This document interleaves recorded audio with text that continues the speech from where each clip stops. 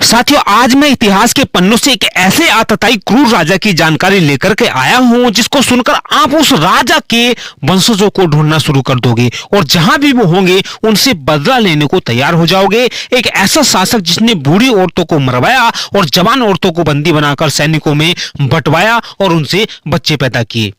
वह भारत में जिस जगह भी गया वहां की धन संपत्ति को लूटा, मंदिरों को तोड़ा, नगरों गांवों को जलाया, वहां के बूढ़े जवान आदमियों और बूढ़ी औरतों को कत्ल कराया और जवान औरतों और बच्चों को बंदी बनाकर ले गया और औरतों को अपने सैनिकों में तोहफे के रूप में बंटवाया। बच्चों को बड़ा करके जवान होने पर उन्हें जबरन इस्लाम कबूल कराया और सेना में भर्ती कराया।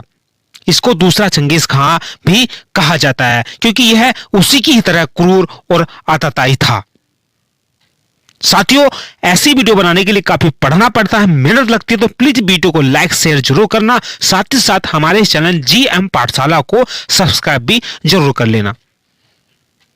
आइए जानते हैं विस्तार से इसके बारे में। आज मैं जिस शासक के बारे में जानकारी देने वाला हूं उसकी शुरुआत होती है 8 अप्रैल 1336 को और अंत होता है 18 फरवरी 1405 को। इसका नाम था तैमूर, जिसे तिमूर या तिमूर भी कहते थे।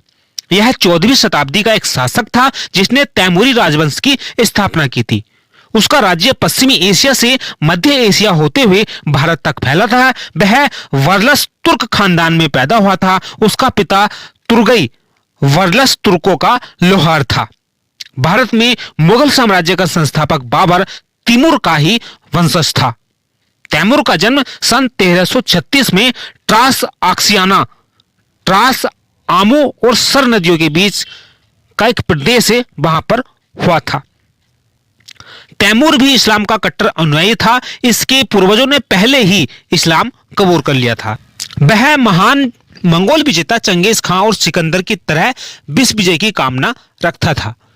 सन 1369 में समरकंद के मंगोल शासक के मर जाने पर उसने समरकंद की गद्दी पर कब्जा कर लिया। इसके बाद उसने पूरी शक्ति के साथ दिग्विजय पर भी चढ़ाई कर दी और साथ ही साथ चंगेज खां की पद्धति पर उसने अपनी सैनिक व्यवस्था कायम की और चंगेज खां की तरह ही उसने क्रूरता और निष्ठुरता के साथ दूर दूर के देशों पर आक्रमण कर उन्हें तहस नहस करना शुरू कर दिया। 1380 और 1387 के बीच उसने खुरासान, सिस्तान, अफगानिस्तान, फारस, अजरबैजान और कुर्दिस्तान आदि पर आक्रमण कर उन्हें अपने अधीन कर लिया।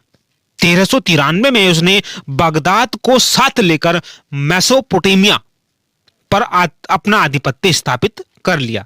इन विजयों से उत्साहित होकर अब उसने भारत पर आक्रमण करने का निश्चय किया, जबकि उसके खास अमीर और सरदार प्रारंभ में भारत जैसे दुष्ट देश पर आक्रमण के लिए तैयार नहीं थे। उसने इस्लाम धर्म के प्रचार हेतु भारत में प्रचलित मूर्ति पूजा का विध्वंस करना अपना पवित्र ध्येय घोषित किया। तो उसके बाद अमीर और सरदार भारत पर आक्रमण के लिए तैयार हो गए। मूर्ति पूजा का विध्वंस तो आक्रमण का बहाना मात्र था। वास्तव में वह भारत की स्वर्ण से आकृष्ट हुआ। भारत की महान समृद्धि और वैभव के बारे में उसने बहुत कुछ बातें सुन रखी थी। अतः भारत की दौलत लूटने के लिए उसने भारत पर आक्रमण करने की योजना बनाई। उसे भारत का सोना चाहिए था। उसे भारत में आक्रमण करने का बहाना ढूंढने की आवश्यकता भी महसूस नहीं हुई, क्योंकि उस समय दिल्ली के तुगलक सुल्तान फिरोज शाह के निर्बल उत्तराधिकारियों के कारण भारत की राजनीतिक स्थिति शोचनीय अवस्था में थी। भारत की इस राजनीतिक दुर्बलता ने तैमूर को भारत पर आक्रमण करने का स्वयं ही सुअवसर प्रदान किया। 1398 के प्रारंभ में तैमूर ने अपने एक पोते पीर मोहम्मद को भारत पर आक्रमण करने के लिए रवाना किया। उन्होंने मुल्तान पर डेरा डाला और 6 महीनों बाद उस पर अधिकार कर लिया। अप्रैल 1398 में तैमूर स्वयं एक भारी सेना लेकर समरकंद से भारत के लिए रवाना हुआ। सितंबर में उसने सिंधु, झेलम तथा रावी नदी को पार किया। 13 अक्टूबर को वह मुल्तान से 70 मील उत्तर पूर्व में स्थित तुलवा नगर पहुंचा। उसने इस नगर को लूटा और वहां के बहुत से निवासियों को कत्ल किया तथा बहुतों को गुलाम बनाया। फिर मुल्तान और भटनेर पर कब्जा किया। भटनेर से वह आगे बढ़ा और मार्ग में अनेक स्थानों को जीतते हुए वहां के निवासियों को कत्ल करते हुए तथा कैद करते हुए दिसंबर के प्रथम सप्ताह के अंत में दिल्ली के निकट पहुंच गया। यहां पर उसने 1 लाख हिंदू कैदियों को कत्ल कराया। 1 लाख हिंदू कैदियों को। पानीपत के पास निर्बल तुगलक सुल्तान महमूद ने 17 दिसंबर को 40,000 पैदल, 10,000 अश्वरोही और 120 हाथियों की एक विशाल सेना लेकर तैमूर का मुकाबला किया, लेकिन वह बुरी तरह से पराजित हुआ। भयभीत होकर तुगलक सुल्तान महमूद गुजरात की तरफ चला गया और उनके वजीर मल्लू इकबाल भागकर वारन में जा छिपे। दूसरे दिन तैमूर ने दिल्ली नगर में प्रवेश किया। 5 दिनों तक सारा शहर बुरी तरह से लूटा खसोटा गया। उसके अभागे निवासियों को बेभाव कत्ल किया गया, बंदी बनाया गया।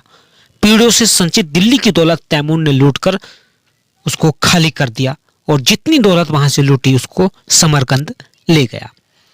अनेक बंदी बनाई गई औरतों, शिल्पियों को भी तैमूर अपने साथ ले गया। भारत से जो कारीगर वहां वह अपने साथ बंदी बनाकर ले गया, उनसे उन्होंने समरकंद में अनेक इमारतें बनवाई, जिनमें सबसे प्रसिद्ध उसकी स्वनियोजित जामा मस्जिद है।